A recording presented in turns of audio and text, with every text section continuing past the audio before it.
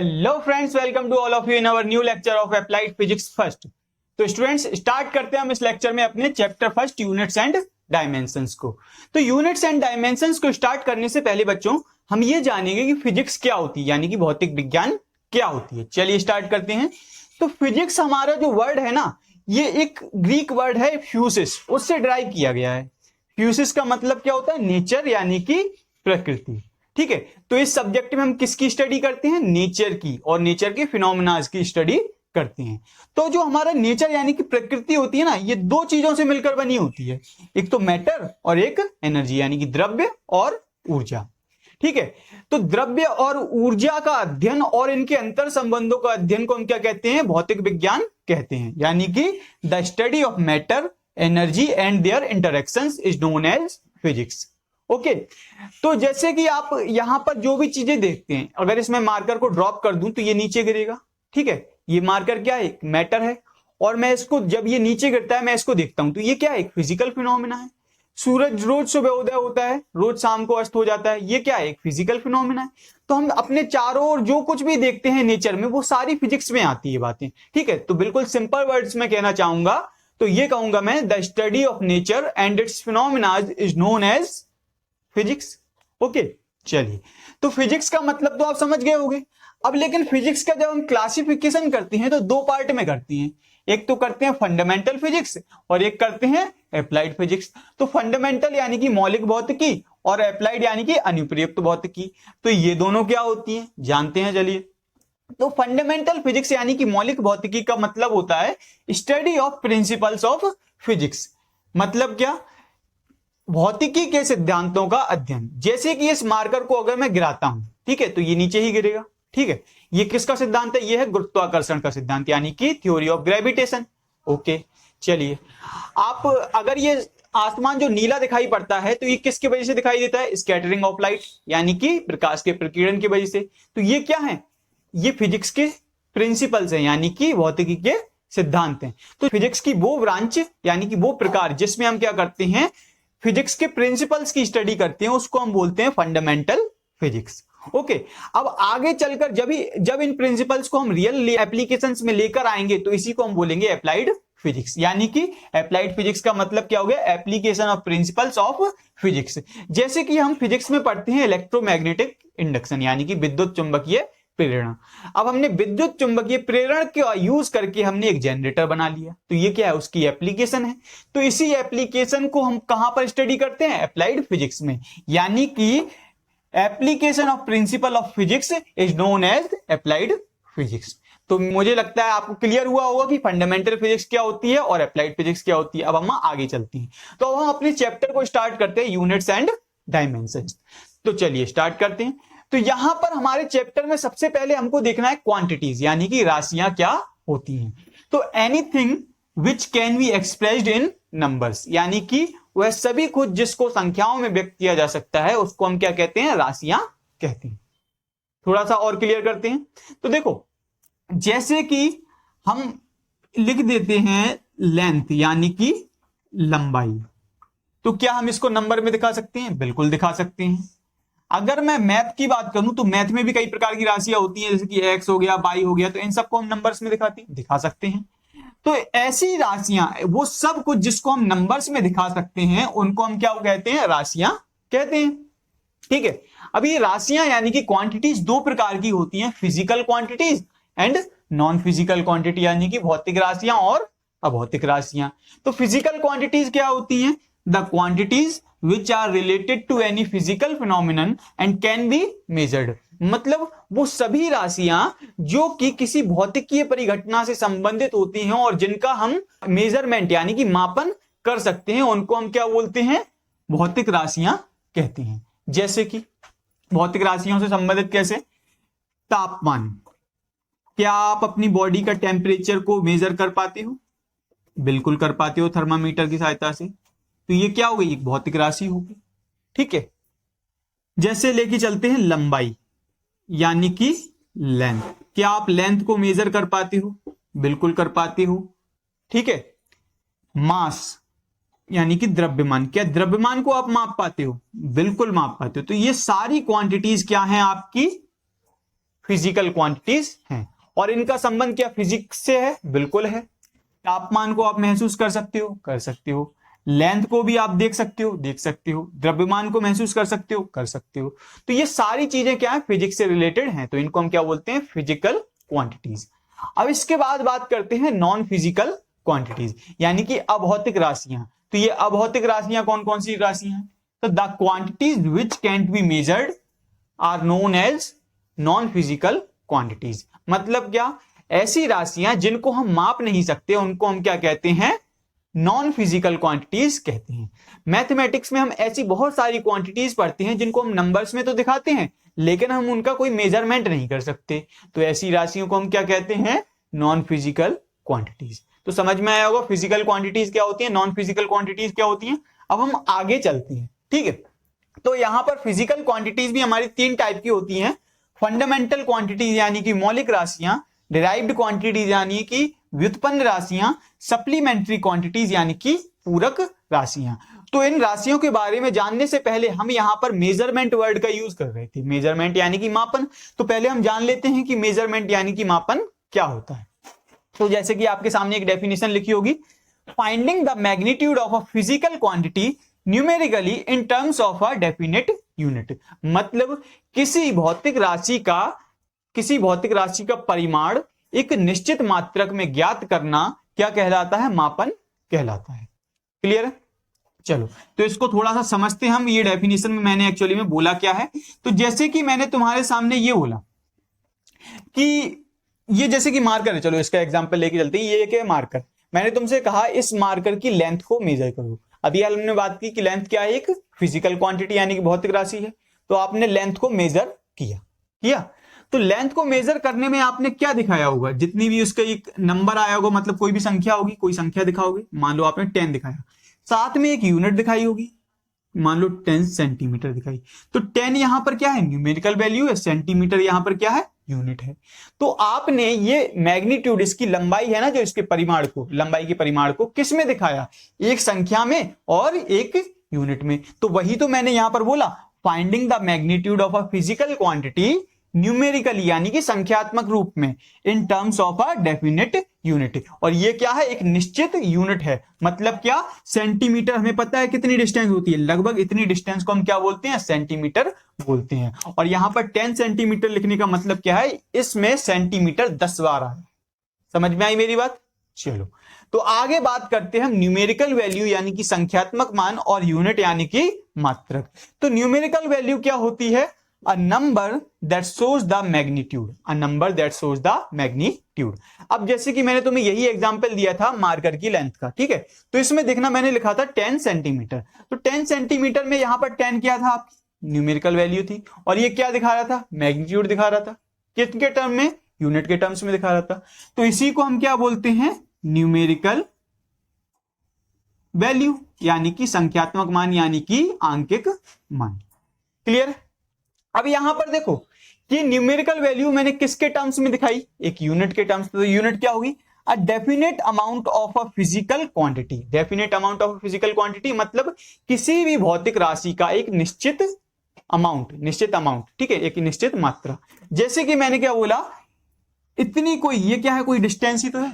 इस डिस्टेंस को मैंने क्या कर दिया? डेफिनेट कर दिया, यानी कि इसको फिक्स कर दिया। इसको मैंने बोल दिया सेंटीमीटर। तो ये क्या है? लंबाई का ही एक थोड़ा सा क्या है? अमाउंट है, ठीक है। और उसको मैंने क्या कर दिया? एक यूनिट के टर्म्स में फिक्स कर दिया। तो इस प्रकार मैंने इसको क्या बोला? यूनिट बोला, ठीक है। अब जैसे कि और एग्जांपल लेके चलते हैं। मान लो मैंने करीब इतना मास लिया, करीब कोई इतना मास लिया, और इसको मैंने दिखा दिया कि इतने मास को मैं 1 kg दिखाऊंगा। तो ये मास का ही तो एक अमाउंट है ना, एक डेफिनेट अमाउंट है। तो इसी के टर्म्स में अब मैं बाद में बड़े बड़े ऑब्जेक्ट के मास को भी मेजर कर सकता हूं। तो इसको हम बोलते हैं unit. A definite amount of a physical quantity is known as unit. ठीक है, क्लियर है? मात्रा क्या होता है? मात्रा किसी भौतिक राशि की एक निश्चित मात्रा। क्लियर है? चलिए, तो यहां पर अब जब हमारा न्यूमेरिकल वैल्यू और यूनिट भी क्लियर हो गई, तो अब हम आगे चलते हैं क्लासिफिकेशन ऑफ फिजिकल क्वांटिटीज पर। तो फिजिकल क्वांटिटीज का हमारा 3 पार्ट्स में क्लासिफिकेशन होता है। कौन कौन सा? फंडामेंटल क्वांटिटीज यानी कि मौलिक राशियां। तो मौलिक राशियां क्या होती हैं? The quantities which are independent of other quantities and each other also. मतलब ऐसी भौतिक राशियां जो कि दूसरी राशियों से स्वतंत्र होती हैं और एक दूसरे से भी स्वतंत्र होती हैं, ऐसी राशियों को हम क्या बोलते हैं? मौलिक राशियां कहती हैं। बात समझ में आएगी? चलो देखते हैं। तो थोड़ा मैं इसको मिटा देता हूं। फंडामेंटल क्वांटिटीज नंबर्स में कितनी होती है? 7 होती हैं। कितनी होती हैं? 7।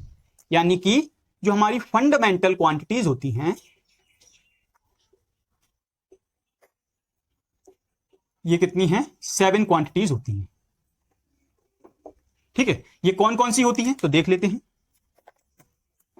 ये होती हैं आपकी लेंथ यानी कि लंबाई, मास यानी कि द्रव्यमान, इसके बाद समय यानी कि टाइम, तापमान टेम्परेचर,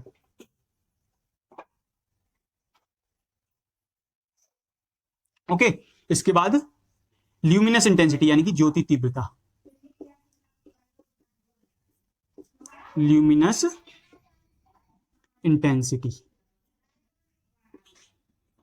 ओके। कितनी क्वांटिटी हो गई? 5 हो गई। अब इसके बाद जो छठी क्वांटिटी होती है वो कौन सी होती है आपकी? पदार्थ की मात्रा, अमाउंट ऑफ सब्सटेंस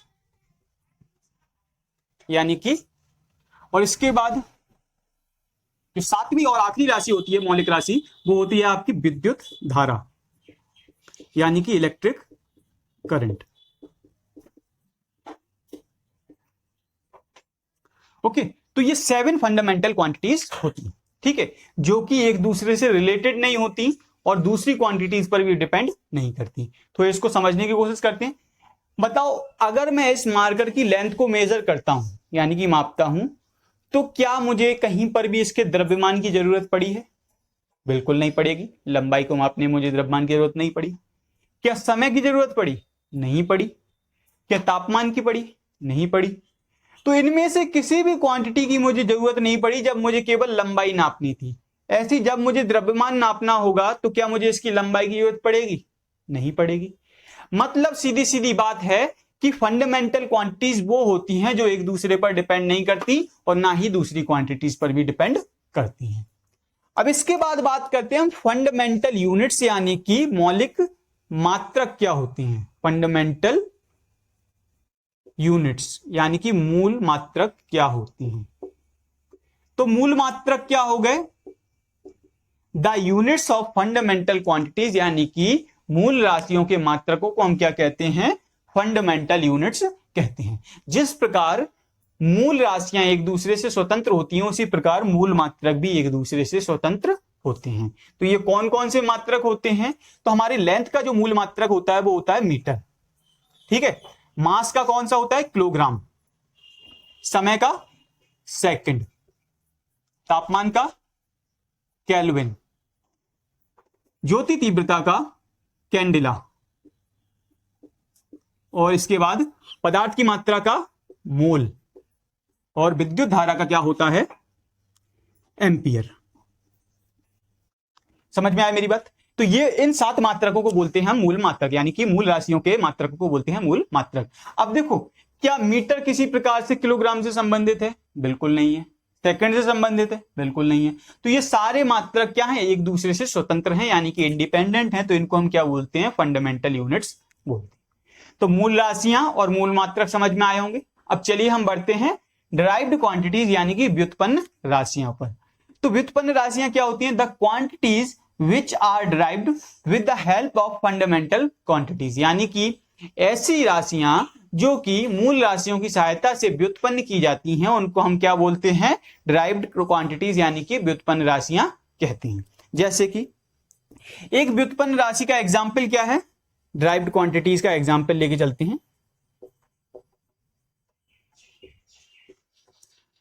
तो इसका एक एग्जाम्पल होता है आपका एरिया। एरिया बराबर क्या होता है? लेंथ इंटू विड्थ यानी कि लंबाई गुणे चौड़ाई। तो यहां पर लंबाई और चौड़ाई दोनों ही क्या है? डिस्टेंस है। और डिस्टेंस यानी कि लेंथ क्या है? आपकी मूल राशि है। तो ये एरिया जो है ना वो हमने कैसे निकाला है, मूल राशि की सहायता से, तो ये कैसी क्वांटिटी हो गई, ड्राइव्ड क्वांटिटी हो गई। ऐसे ही वॉल्यूम यानी कि आयतन, आयतन बराबर क्या होता है, लेंथ इंटू विड्थ इंटू क्या, हाइट। तो ये तीनों यहां पर लंबाइयां हैं, ठीक है। तो लंबाई क्या है, मूल राशि है, इसीलिए मूल राशि की सहायता से ये प्राप्त की गई है, इसलिए हम इसको क्या बोलते हैं, ड्राइव्ड क्वांटिटी बोलते हैं। चलिए एक और क्वांटिटी लेके चलते हैं, वो है हमारी स्पीड यानी कि चाल। तो हमारी चाल बराबर क्या होता है, दूरी बटे समय यानी कि डिस्टेंस अपॉन टाइम।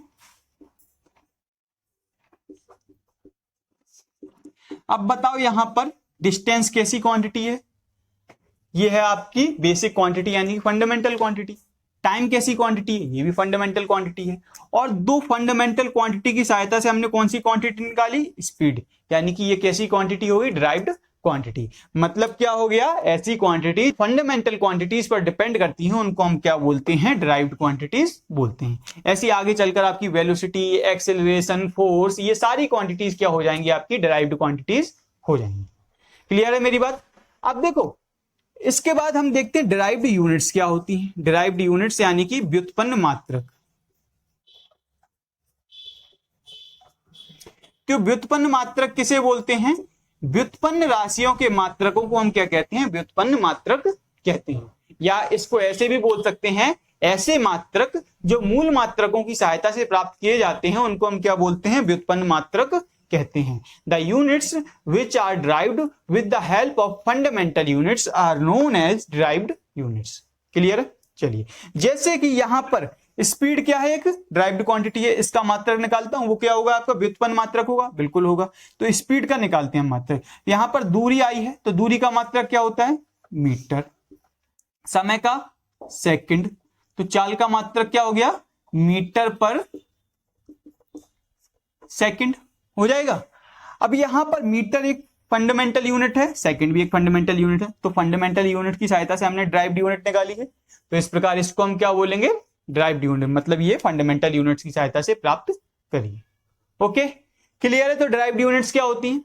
चलो इसके बाद हम बात करते हैं सप्लीमेंट्री क्वांटिटीज।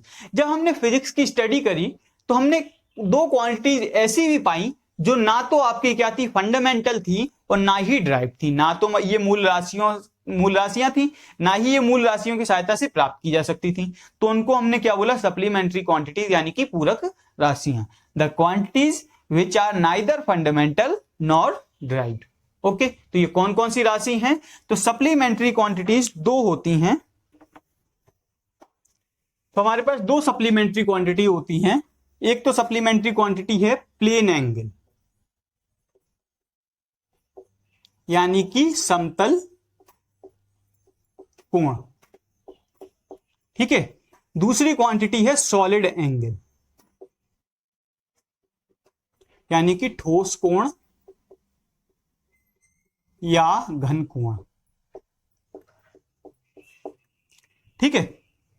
तो प्लेन एंगल क्या होता है, कोई भी एक प्लेन ले लो। प्लेन का मतलब क्या होता है, एक ऐसा ज्योमेट्रिकल फिगर जिसमें लेंथ हो और विड्थ हो, इसकी कोई भी थिकनेस नहीं होती, यानी कि नेग्लिजिबल थिकनेस होती है। यानी कि जैसे कि आपकी कॉपी का पेपर वो क्या हो गया, प्लेन हो गया। ये बोर्ड, इसकी भी थिकनेस को अगर नेग्लिजिबल मान लें तो ये क्या हो गया, एक प्लेन हो गया। तो जब एक प्लेन पर दो लाइंस आकर किसी कॉमन पॉइंट पर मिलती हैं, दो लाइन आकर किसी कॉमन पॉइंट पर मिलती हैं, तो इनके बीच क्या बनता है, कोण, यानी कि समतल कोण यानी कि प्लेन एंगल बनता है, ठीक है। तो ये हो गई प्लेन एंगल की definition. When two lines at a plane meet at a common point then a angle formed between them, a plane angle formed between them, ठीक है। तो ये हो गया आपका प्लेन एंगल की डेफिनेशन।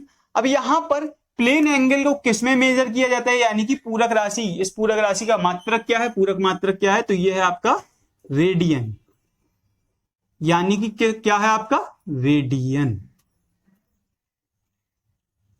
ठीक। चलो तो इसको हम किस में मापते हैं, रेडियन में मापते हैं, ठीक है। तो एक रेडियन की डेफिनेशन क्या हो गई, तो एक रेडियन की डेफिनेशन ये होती है, जैसे कि ये है एक सर्कल, इसका ये है सेंटर, इस सर्कल के किसी आर्क से मैंने क्या किया, यहां पर एक एंगल फॉर्म किया सेंटर पर, ठीक है। ये एंगल मुझे अभी पता नहीं है। अगर मैं बोल दूं कि इस आर्क की जो लेंथ है ना वो रेडियस के बराबर है, तो जो ये एंगल होगा ना वो 1 रेडियन होगा। मतलब क्या होता है, प्लेन एंगल की अगर मैं बात करूं तो प्लेन एंगल बराबर आपका क्या होता है, थीटा बराबर क्या होता है, आर्क अपॉन रेडियस, ठीक है। अगर मैंने बोला कि आर्क बराबर रेडियस होगा ना, तो थीटा बराबर अगर क्या है, आर्क बराबर रेडियस हो जाए, तो इस कंडीशन में थीटा बराबर क्या होगा, रेडियन होगा, 1 रेडियन होगा। तो यही आपकी रेडियन की डेफिनेशन होती है। यदि त्रिज्या के बराबर चाप द्वारा वृत्त के केंद्र पर जो कोण बनाया जाता है तो वो कोण क्या होता है, 1 रेडियन होता है, ठीक है। तो ये कैसा एंगल हो जाएगा, 1 रेडियन हो जाए। क्लियर है। चलो अब हम बात करते हैं अगली पूरक राशि यानी कि सप्लीमेंट्री क्वांटिटी, सॉलिड एंगल यानी कि घन कोण। तो सॉलिड एंगल क्या होता है, सॉलिड एंगल होता है आपका, जैसे कि आप एक अंधेरे कमरे में एक टॉर्च लेके उसको जलाओ, तो जब टॉर्च को जलाओगे तो आगे की ओर क्या बनेगा, एक रोशनी से एक एंगल बन जाएगा, ठीक है। तो उसको हम क्या बोलते हैं, सॉलिड एंगल। मान लो ये है आपकी टॉर्च, इस टॉर्च से तुम सामने वाली दीवार पर क्या करते हो, लाइट मारते हो, तो ये क्या बन जाएगा, एक सॉलिड एंगल यहां पर बन के तैयार हो जाएगा। तो इसे हम क्या बोलते हैं, सॉलिड एंगल। ये क्या है, एक 3D एंगल है, तो इसको हम बोलेंगे सॉलिड एंगल यानी कि ठोस कोण या घन कोण, ठीक है। तो ठोस कोण या घन कोण को हम किससे दिखाते हैं, इसको हम दिखाते हैं ओमेगा से, ठीक है। और ओमेगा जो मेजर किया जाता है वो किसमें किया जाता है, स्टेरेडियन में मेजर किया जाता है, ठीक है। तो यहां पर हमने बात कर ली सप्लीमेंट्री क्वांटिटीज की भी बात कर ली। इसके बाद हम बात करते हैं सिस्टम्स ऑफ यूनिट्स यानी कि मात्रकों की पद्धतियों की बात करते हैं। चलिए तो हम बात करते हैं हमारे पास सिस्टम्स ऑफ यूनिट्स क्या है। ये हमारे पास वैसे कई सारी यूनिट्स के सिस्टम होते हैं, लेकिन हमारे पास 4 मेन सिस्टम्स कौन से हैं, ये लिखे हैं आपके सामने। पहला सिस्टम है हमारे पास सीजीएस सिस्टम यानी कि सेंटीमीटर ग्राम सेकंड सिस्टम। दूसरा सिस्टम है हमारे पास एफपीएस सिस्टम यानी कि फुट पाउंड सेकंड सिस्टम। तीसरा सिस्टम है हमारे पास एमकेएस सिस्टम यानी कि मीटर किलोग्राम सेकंड सिस्टम। और जो चौथा सिस्टम है वो हमारा इंटरनेशनल सिस्टम है, इसको हम बोलते हैं एसआई सिस्टम। ओके चलिए, तो यहां पर सीजीएस सिस्टम में जो हम लेंथ जो मेजर करते हैं वो किस में मेजर करते हैं, सेंटीमीटर में, ठीक है। मास मेजर करते हैं ग्राम में, और यहां पर टाइम को किस में मेजर करते हैं, सेकंड में। क्लियर है। एफपीएस सिस्टम और ये सीजीएस सिस्टम जो है ना, ये एक फ्रेंच सिस्टम है। ये क्या है, फ्रांस में इसको इंट्रोड्यूस किया गया था, तो ये क्या है, एक फ्रेंच सिस्टम है। इसके बाद एफपीएस सिस्टम की बात करें तो ये क्या है, एक ब्रिटिश सिस्टम है, और इसमें जो लेंथ मेजर की जाती है वो किस में की जाती है, फुट में, और जो मास मेजर किया जाता है पाउंड में, टाइम सेकंड में। ओके, तो ये क्या है, एक ब्रिटिश सिस्टम है। इसके बाद एमकेएस सिस्टम की बात करते हैं, तो एमकेएस सिस्टम क्या है, इसमें जो लेंथ मेजर की जाती है उसमें वो किस में मेजर की जाती है, मीटर में, मास किस में, किलोग्राम में, और वो टाइम किस में, सेकंड में, ठीक है। और ये भी एक फ्रेंच सिस्टम है, ये भी फ्रांस में इंट्रोड्यूस किया गया था। देखो यहां पर आपने देखा होगा तीनों सिस्टम में टाइम के साथ हमने कोई छेड़छाड़ नहीं करी, सब में यूनिट किसकी रही, टाइम की यूनिट क्या रही, सेकंड ही रही। ओके चलो, अब जब हमारे पास ये 3 सिस्टम थे तो हमको क्या जरूरत पड़ी कि हम एक चौथा सिस्टम इंट्रोड्यूस करें, ठीक है, चौथा सिस्टम इंट्रोड्यूस करें। तो सबसे पहली जरूरत, ये सिस्टम क्या है, अलग अलग कंट्रीज में यूज किए जाते थे, जैसे कि ये फ्रांस में, ये भी फ्रांस में किया जाता था, और ये आपका ब्रिटिश सिस्टम है, ठीक है। तो कोई कंट्री दूसरी कंट्री का सिस्टम क्यों यूज करेगी, ठीक है, वो अपनी कंट्री का सिस्टम यूज करेगी। तो एक जरूरत तो ये थी कि हमें एक ऐसा सिस्टम बनाना है जो इंटरनेशनली क्या हो, जो हर जगह मान्यता प्राप्त हो, ठीक है, मतलब हर देश में आप उस सिस्टम से क्या कर पाओ, मेजरमेंट कर पाओ। तो एक तो जरूरत पड़ी हमको इंटरनेशनली एक्सेप्टेड सिस्टम की, तो इसकी वजह से हमने ऐसा ही सिस्टम इंट्रोड्यूस किया, क्योंकि ये क्या है, इंटरनेशनल सिस्टम है, यानी कि ये हर देश में माना जाता है, ठीक है। इसके बाद क्या है, यहां पर जो सिस्टम है इसमें देखो 3 क्वांटिटी की ही यूनिट फिक्स की गई है, कौन कौन सी, लेंथ, मास, टाइम, बस इसके अलावा कोई बाकी 4 फंडामेंटल क्वांटिटी की यूनिट फिक्स की गई है क्या? नहीं की गई है। तो हमको बाकी क्वांटिटीज की यूनिट भी फिक्स करने के लिए एसआई सिस्टम की जरूरत पड़ी। तो यहां पर एसआई सिस्टम क्या हो गया, ये एक इंटरनेशनल सिस्टम है बच्चों, यानी कि अंतरराष्ट्रीय सिस्टम है जो कि हर जगह यूज किया जाता है। ठीक है, और इसमें कितनी 7 फंडामेंटल क्वांटिटीज, ठीक है, 7 fundamental quantities plus all derived quantities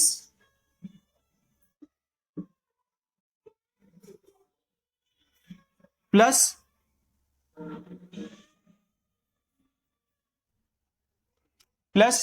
जो टू क्या है आपकी सप्लीमेंट्री क्वांटिटीज है।